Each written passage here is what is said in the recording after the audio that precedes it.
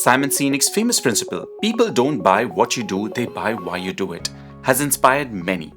However, this perspective overly simplifies complex realities. Let's break down why starting with your why might actually mislead you in your early leadership journey, and how focusing initially on other critical aspects can actually set you up for greater success, with your why naturally emerging a little later. Hi, I'm Altaf, and I've been a learning and development professional for over 17 years for some of the world's best retail and hospitality firms. And through this recently started channel, I bring all these insightful nudges to you so you can fast track your journey as a leader as well. Simon Sinek's Golden Circle has 3 layers. Why, which is your core purpose. How, the processes and the principles coming out from the why. And what, which is products and services that you would provide. Sinek suggests that great leaders and organizations start with why, inspiring others by communicating their purpose before detailing the how and what. Simon uses Apple as a prime example of his theory, arguing Apple succeeded because they had a clear purpose of why. However, this narrative is overly romanticized and selective. You see, Apple's early success wasn't about inspiring people to challenge the status quo. It was about being obsessed about creating great innovative products. And consumers didn't flock to Apple simply because they were aligned with the philosophy of Apple. They bought Apple products primarily for their innovative features, usability, style, and possibly user experience. And even with the original Macintosh, despite the visionary messaging and the purpose of not letting IBM dominate the world, etc., the sales still struggled because the practical aspects of software, compatibility, pricing, and market readiness for Macintosh were just not optimal. The iPod succeeded not because consumers believed in Apple's philosophy, but because it was 1,000 songs in their pockets, something no other particular product at that time was offering, especially Sony Walkman or the bulky MP3 players available at that time. In many parts of the world, Apple was known for the iPod first, and then only the general consumer realized that they have other products too. The deeper inspirational messaging gained traction only after Apple nailed the product excellence first. And same is the case for Amazon as well. People don't shop at Amazon because of the Bezos' why of customer obsession. They do so because it offers fast shipping, unbeatable convenience, possibly low pricing, or great selection of products.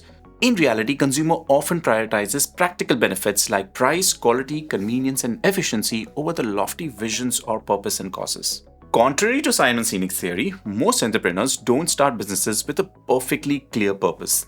Instead, they start with solving a practical problem, either pursuing financial independence or filling an identified market gap. And only after initial success and customer feedback do many businesses actually articulate their why. For new leaders, emphasizing why too early can overshadow immediate pressing needs like understanding your customer better, understanding and optimizing your team's strengths, creating and monitoring robust processes, or understanding your company finances and how they work. A compelling vision won't compensate for poor product, mismanaged finances, or a weak leadership. Companies with clear purposes but weak executions have failed regularly. WeWork is a great example for this, whose powerful why around the entire community building was masked by poor governance and unrealistic business model. So a reality check. Customers primarily care about themselves, not about brand's noble vision. A hungry customer chooses McDonald's primarily because it's quick, cheap food, not because the McDonald's corporate purpose says something. Consumers pick Walmart because of the affordable pricing and product variety, not because they are aligned with the Walmart's mission of saving people's money. While the corporate social responsibility and brand purposes can enhance customer relationships, they usually come as secondary considerations after the needs and the wants of the customers are met. So consider an alternative practical sequence here. Identify real problems.